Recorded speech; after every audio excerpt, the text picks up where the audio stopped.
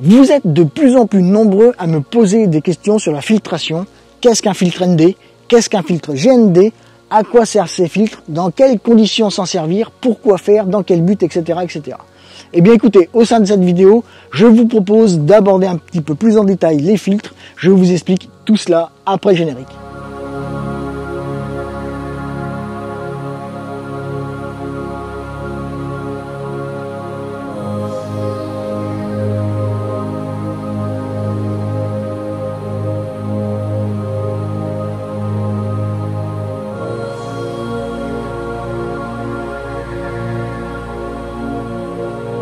Bonjour à tous et bienvenue sur La Nature en Images, chaîne YouTube dédiée à la photo animalière, à la photo macro, à la photo de paysage, autrement dit à la photo naturaliste. Je suis Jérôme Champagnat, pour ceux qui ne me connaissent pas, dit Champix, je suis photographe professionnel et je vous explique à travers mes vidéos comment photographier la nature sous son meilleur œil et comment exploiter ses connaissances et ses progrès photographiques pour pouvoir faire de plus belles photos. En ce sens, vous êtes donc, comme je l'ai dit en introduction, de plus en plus nombreux à me poser des questions par rapport à la filtration, par rapport au filtre, le pourquoi du comment. Je vous propose donc au travers cette vidéo d'introduction, plusieurs vidéos dédiées aux filtres, à quoi servent-ils, dans quel but, etc. Nous allons donc commencer une mini-série sur la filtration qui va nous emmener durant 5, peut-être voire 6 épisodes sur l'explication de tous les filtres. Ainsi, nous aborderons leur but, leur qualité, leurs défauts et nous verrons tout cela en détail. Comme je viens de vous l'expliquer, nous allons faire 5 ou 6 vidéos dans cette mini-série. Ce seront des vidéos qui, pour une fois, seront très courtes. Alors, très courtes, vous me connaissez, de l'ordre du quart d'heure, potentiellement. Mais chaque vidéo sera dédiée à un filtre particulier et ne concernera que ce filtre. Vous savez que pour la filtration, puisque sur la chaîne YouTube, il y a 2 voire 3 vidéos qui traitent du sujet déjà, mais ces vidéos effectivement sont un peu longues et peut-être que vous vous y perdez dans les informations que je donne par rapport aux différents filtres, par rapport à leur qualité, etc. etc. Nous allons donc procéder par ordre. Je vais donc commencer cette série avec le filtre ND, vous expliquer qu'est-ce qu'un filtre ND, à quoi sert-il, pourquoi faire. Ensuite, nous verrons certainement le filtre polarisant, nous verrons le filtre GND, nous verrons certainement le filtre reverse. Donc vous voyez, nous aurons potentiellement 5 vidéos à notre disposition pour pouvoir comprendre et évoluer dans la pratique de la filtration en photographie. La pratique de la filtration en photographie, oui, mais aussi la pratique de la filtration en vidéo, puisque cela fonctionne pareil et cela a exactement les mêmes buts et les mêmes tenants et les mêmes aboutissants en vidéo qu'en photographie. Donc ce que je vais énoncer et ce que je vais expliquer ici pour la filtration en photographie reviendra exactement au même pour la vidéo. Vidéo 1, parlons, si vous le voulez bien, du filtre ND. Qu'est-ce qu'un filtre ND? Eh bien, un filtre ND, c'est un filtre qui va vous permettre d'atténuer l'apport de lumière de manière plus ou moins importante. C'est-à-dire qu'il va bloquer une certaine quantité de lumière avant qu'elle ne pénètre à l'intérieur de votre objectif et donc de venir éclairer le capteur. Vous avez plusieurs valeurs de blocage que l'on nomme des stops. Alors je vous rassure tout de suite, en filtration nous parlons de stop, mais cela équivaut à des IL ou à des diaph. Alors peut-être que vous m'entendrez parler d'IL, mais sachez qu'un stop égale un IL égale un diaph. Je vous renvoie à la vidéo sur le triangle d'exposition, une des premières vidéos de la chaîne YouTube qui traite du sujet et qui vous explique tout cela. Mais sachez qu'en photographie, un stop égale un diaph égale un IL. Donc ne soyez pas étonnés si je vous parle d'IL plutôt que de stop.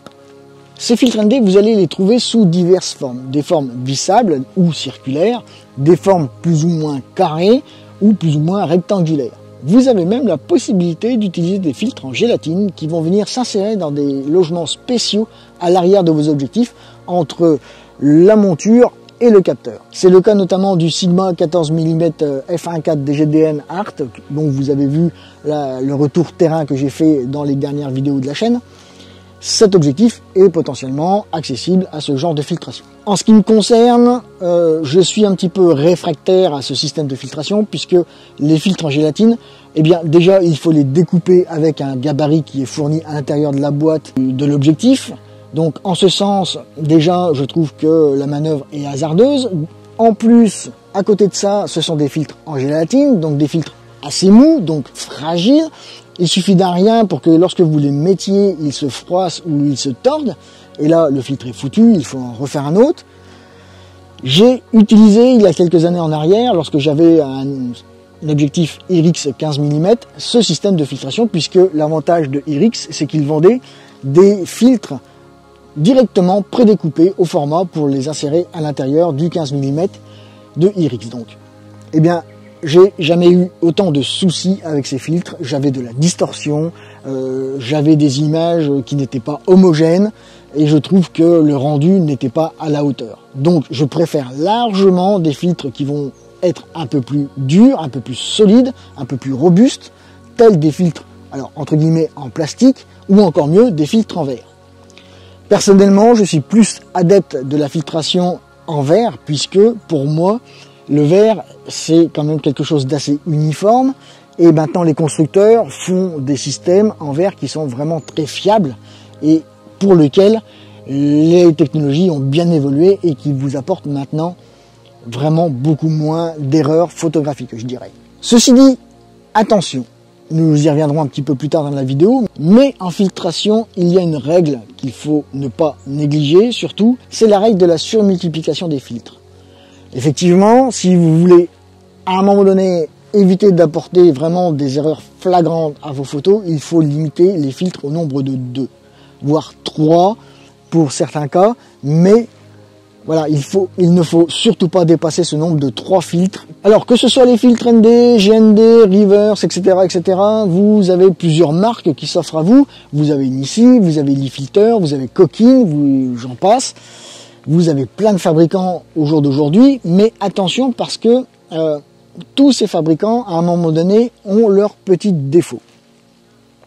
Il faut bien faire attention au système de filtration pour lequel vous allez investir, et une fois que vous avez investi, vous les allez garder et vous aurez peut-être du mal à le revendre si vous n'en êtes pas content. Il faut savoir que, en fonction des marques, il y a des petites déviances colorimétriques. Alors, je vous rassure tout de suite, ces petites déviances colorimétriques sont très bien maîtrisées par les marques. Il faut simplement savoir qu'à un moment donné, vous allez avoir une petite déviance sur le mauve, sur le bleu, sur le vert. Je dirais que c'est un petit peu la marque de fabrique de la marque du filtre. Le sujet n'est pas vraiment important à traiter, puisque avec une bonne balance des blancs, il n'y paraîtra plus rien.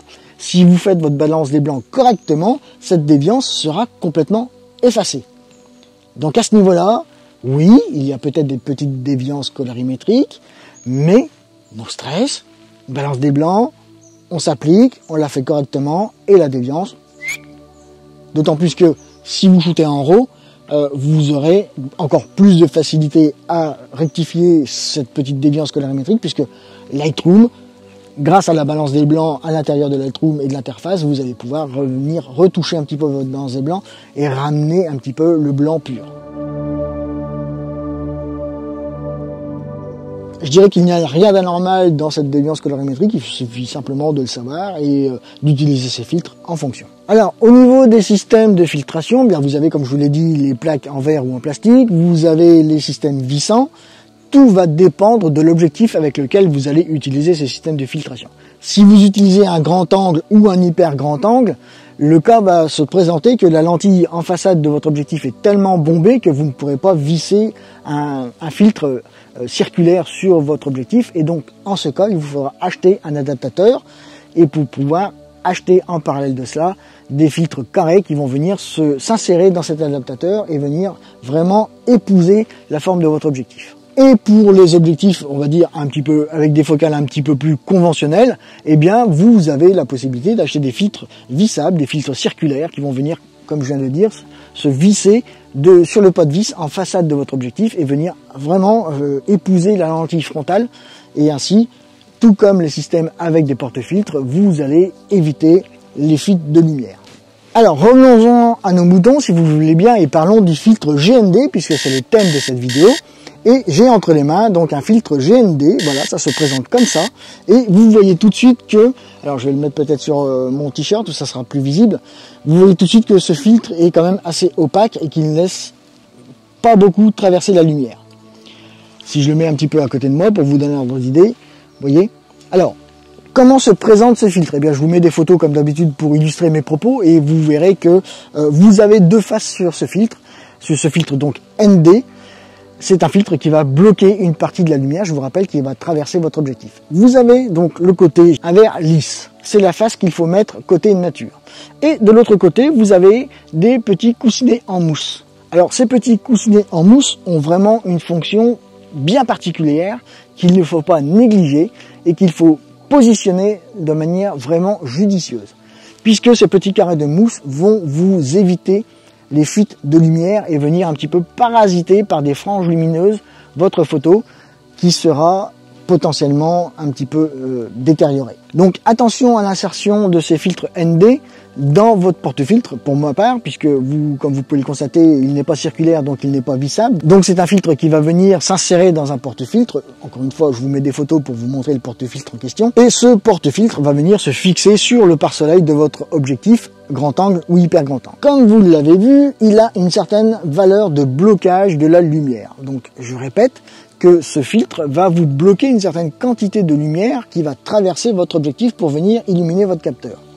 Eh bien en fait, il y a plusieurs valeurs de blocage normalisées au jour d'aujourd'hui sur le marché. Vous avez des ND 2 stop, des ND 3 stop, des ND 5 stop, des ND 10 stop et des ND 15 stop. Comme vous l'avez compris, entre un ND 2 stop et un ND 3 stop, il y a un IL d'écart. Là où cela, peut-être pour les novices, va se compliquer un petit peu, c'est comment comprendre le fait qu'il y ait un IL d'écart entre un 2 stop et un 3 stop. Je vous rappelle la règle du triangle d'exposition, je ne vais pas revenir dessus, mais quand vous faites votre mise au point, vous allez en même temps procéder au réglage de vos exifs pour avoir l'exposition dite correcte. C'est-à-dire que ramenez votre aiguille d'exposition à 0 sur le bar graphe, ou si vous travaillez avec votre histogramme, avoir un histogramme cohérent et je dirais ni trop à droite ni trop à gauche. Une fois que vous avez réglé votre valeur d'exposition à 0, eh bien c'est à ce moment-là qu'il faut réfléchir en stop d'arrêt. Si vous disposez un filtre de stop devant votre objectif, votre valeur qui était à 0 va se retrouver à -2. C'est normal puisque vous avez un filtre ND de stop. Donc vous avez décalé l'exposition sur la gauche en sous-exposition. Et pour récupérer de l'exposition à 0, il va vous falloir ralentir le temps d'exposition de votre photo ou ouvrir plus grand votre iris ou monter les ISO. Mais ce qu'il faut bien comprendre dans l'utilisation des filtres ND, c'est que leur but, c'est de ralentir le temps de pause pour faire ce que l'on appelle des pauses longues. Donc, d'avoir beaucoup plus de temps d'exposition de sa photo.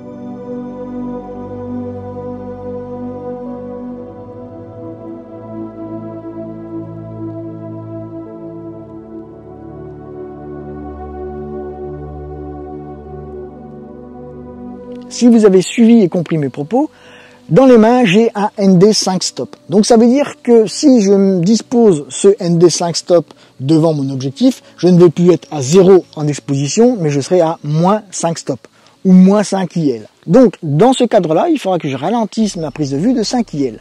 C'est-à-dire que si à 0 IL d'exposition, donc mon exposition correcte, j'étais à 1 seconde d'exposition, donc grâce à ce filtre-là, je vais être obligé de ralentir mon exposition à 5 secondes pour ramener mon exposition à 0. Qui dit rallonger le temps d'exposition, dit forcément avoir un environnement qui va se flouter.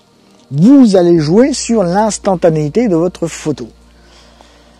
C'est grâce à ces systèmes que vous allez pouvoir faire des filets dans les nuages, que vous allez pouvoir faire des cascades, ce qu'on appelle en effet rideau. Vous voyez, vous allez ralentir le temps de pause. Et vous allez apporter un petit côté artistique à vos photos qui va sortir de l'ordinaire. Je vous mets quelques photos de démonstration de poses longues que j'ai réalisées au cours de ma carrière. Comme je vous l'ai expliqué il y a quelques minutes, vous avez des 2 stops, des 3 stops, des 5 stops, etc., etc. Et le gros avantage que vous avez, puisque comme vous avez pu le voir, ce sont des valeurs normalisées et vous ne pouvez pas trouver du 4 stop, ou vous ne pouvez pas trouver du 8 stop, ou vous ne pouvez pas trouver du 9 stop, eh bien, vous pouvez les additionner. C'est-à-dire que si vous prenez un 5 stop et un 3 stop, eh bien, que vous les superposez l'un à l'autre, vous avez un 8 stop. Je me répète, si votre temps d'exposition était d'1 seconde pour avoir une exposition correcte à 0, 8 stop, 8 secondes d'exposition, on ramène l'exposition à 0. L'avantage de ce système de filtration, c'est que vous allez pouvoir les coupler et les additionner et ainsi donc additionner leur valeur de stop. Par contre, attention dans ce cadre-là, puisque si vous dépassez un certain temps d'exposition, en fonction de votre capteur, je dirais de sa finition, si c'est un capteur haut de gamme ou si c'est un capteur moyenne gamme, vous allez potentiellement faire apparaître du bruit, et ce qu'on appelle du bruit de chauffe. C'est un bruit qui n'est pas forcément agréable à regarder et qui est très compliqué à récupérer sous Lightroom. Donc attention à vos temps d'exposition, n'allez pas chatouiller des temps d'exposition qui sont vraiment très longs, au risque de détériorer vos photos, et vous ne comprendrez pas pourquoi. C'est tout simplement parce que votre capteur aura chauffé et qu'il aura induit des défauts, ce que l'on appelle du bruit, sur vos photos, et ce bruit sera du bruit colorimétrique, et le bruit colorimétrique est vraiment très compliqué à récupérer. Comme je vous l'ai dit tout à l'heure, il y a plusieurs matières de filtres. Il y a des filtres en verre, des filtres en plastique et des filtres en gélatine. Ici, j'ai dans les mains un filtre en verre. Comme vous pouvez l'entendre, c'est du verre, mais c'est du verre qui n'est pas teinté dans la masse. C'est-à-dire que c'est ce que l'on appelle du verre nanotexturé. Il y a un revêtement qui va venir sur la surface de ce filtre pour le traiter et bloquer une partie de la lumière. Grâce à ce revêtement, le filtre va être déperlant, il va être un petit peu hydrophobe, c'est-à-dire qu'il va faire perler l'eau et faire couler l'eau dessus. C'est-à-dire que si vous êtes au bord d'une cascade ou s'il y a une petite bruine lorsque vous faites vos photos, eh bien cette bruine va se perler et va couler sur le filtre. Cela peut apporter un côté artistique à vos photos, certes, mais cela peut aussi dégrader vos photos dans un style qui n'est pas forcément agréable à regarder. Je dirais que le bémol de ce système de nanotexture, comme ils appellent cela, c'est qu'ils sont autant sensibles aux abrasures et aux rayures que des filtres en plastique. L'avantage du filtre en plastique, c'est si vous l'échappez, il ne va pas se casser, mais par contre il va potentiellement se rayer beaucoup plus facilement, alors que le filtre en verre est beaucoup plus fragile, je dirais à la chute, qu'un filtre en plastique, mais il sera beaucoup plus dur à rayer qu'un filtre en plastique. Donc vous voyez, les deux systèmes ont leurs avantages et leurs inconvénients. C'est à vous un petit peu de faire votre choix dans la matière que vous préférez pour le système de filtration. Personnellement, comme je vous l'ai dit, je préfère nettement les filtres en verre que les filtres en plastique pour des raisons optiques qui me paraissent plus judicieuses. En conclusion, le filtre ND n'est pas forcément un filtre qui est très compliqué à comprendre et à mettre en œuvre. Il faut simplement comprendre que ce filtre a une capacité de blocage de la lumière en fonction de sa valeur qui est plus ou moins importante, donc la lumière sera plus ou moins bloquée.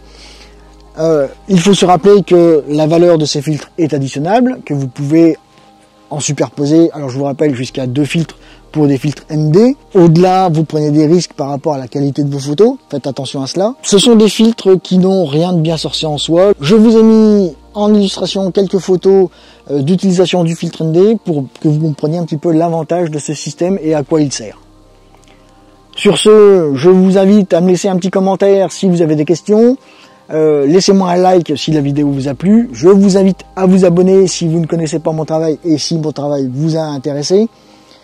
Pour ceux qui le souhaitent, n'oubliez pas, les visioconférences mensuelles, elles sont gratuites pour la première session. Il suffit simplement d'en faire la demande par mail. Sur ce, je vous dis à très bientôt. Faites-vous plaisir, faites des photos.